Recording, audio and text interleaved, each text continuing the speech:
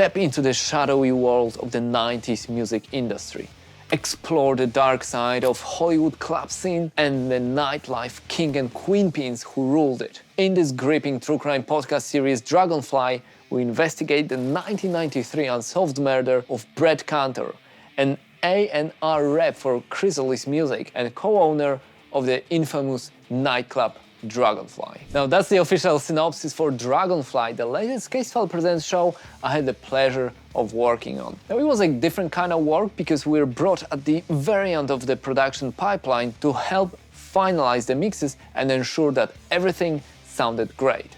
Now in this video I want to discuss our approach to our work and the decisions during the production process. The show was recorded, edited and initially produced by JC Nova's team, who is narrating the podcast.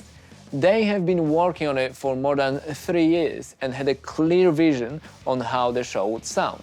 Now, my job was to ensure everything was ready for the release, but I quickly realized we have to do a bit more. So let's have a look at the session. So first of all, when I got the dialogues, all of them were put on just one track. So even if we wanted to make further changes, we would have to split it into separate tracks for each person that take part in the show. So of course that takes time. But then I had a glance and straight away I knew, okay, this will require a little bit more work. As you can see from here, I don't know if you can spot it, but breaths, a lot of lip smacks, cuts, as you can see. There's a cut with nothing there.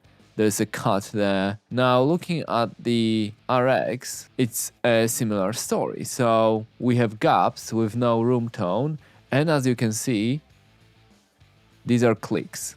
So these are dodgy cuts that we needed to fix with some kind of cuts or a declick or whatever, and then fill it with some kind of room tone. So all the dialogues were like that. So I appreciate they were all nicely edited to the pace of the script, but in terms of cleanups, I saw that we needed to do a little bit more work. I handed that to Anthony, our Casefile editor.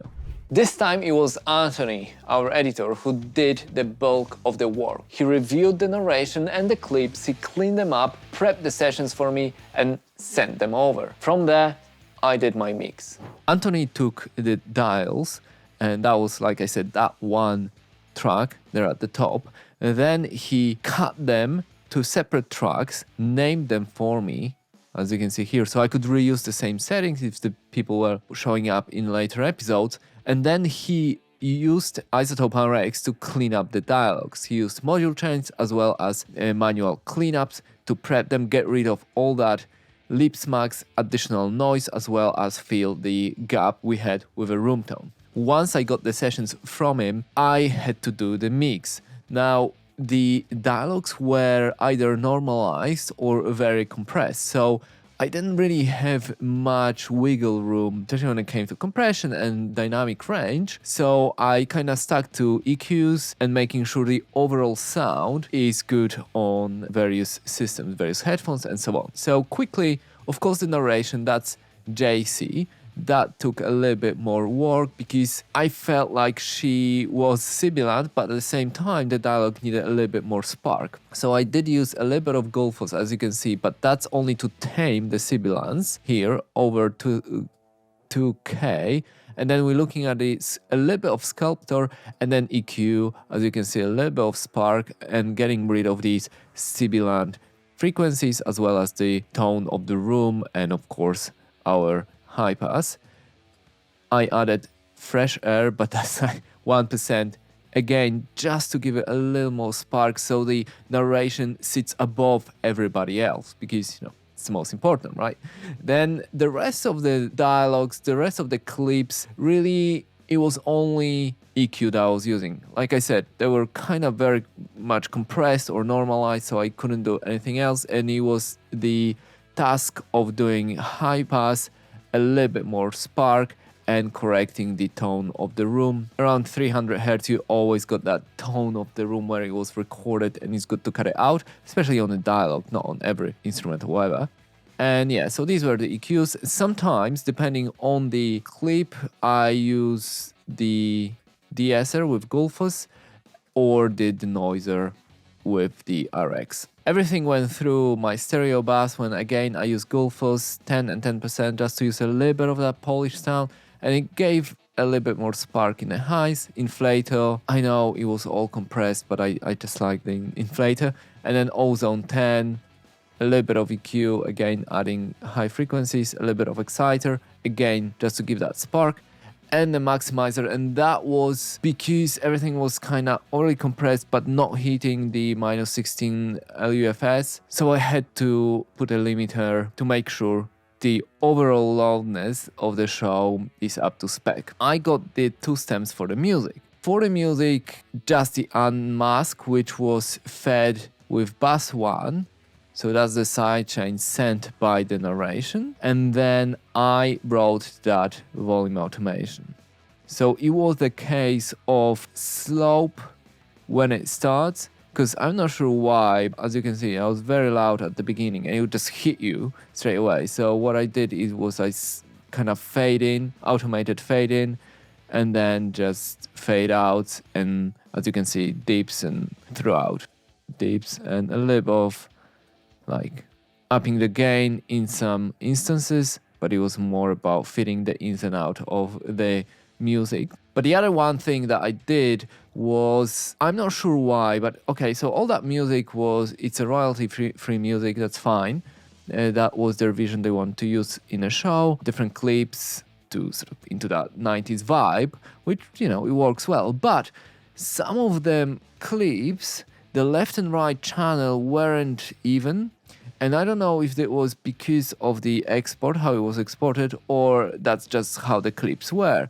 But it was very distracting, because when you're listening to podcasts and you've got your dialogues at the center, you want that music to be around it. Now, if something's panned slightly to the right or to the left, it can be distracting. Now, you can see it on this one. So this is before I treated it. That the right channel, even looking at the waveform, the right channel is much louder than the left.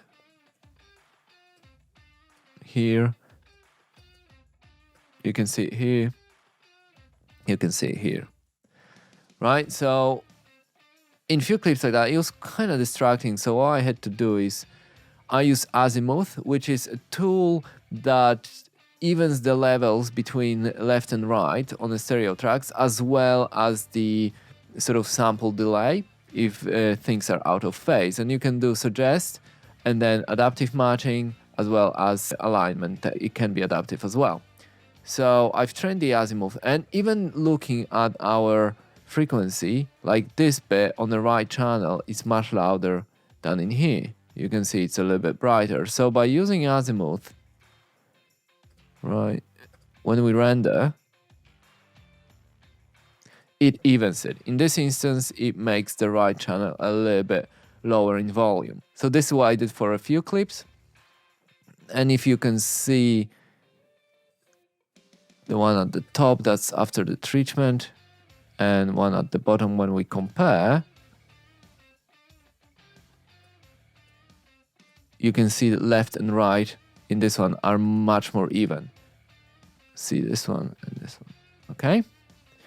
So that was the tool that I used on just a handful of clips. So again, for me, it was a mistake that would distract us from the dialogue, and I'm looking for an even sound throughout the episodes. But essentially, yeah, that was the mix. I've done 2 run-throughs, one of us on my Sennheisers and one on Apple AirPods, just to hear how it will sound on these earbuds that most people use. Each project offers a different kind of challenge, and thus we need to take a different approach. With this one, we came in at the very end. However, we still needed to work the dialogues to prep them for the final mixes. It was a vision of JC and her team, and we wanted to help to realize it, but also make sure that the show has the same high quality as other podcasts we release under Casefile Presents name. That's that. Check out Dragonfly. It's available now. Thanks for watching, and see you.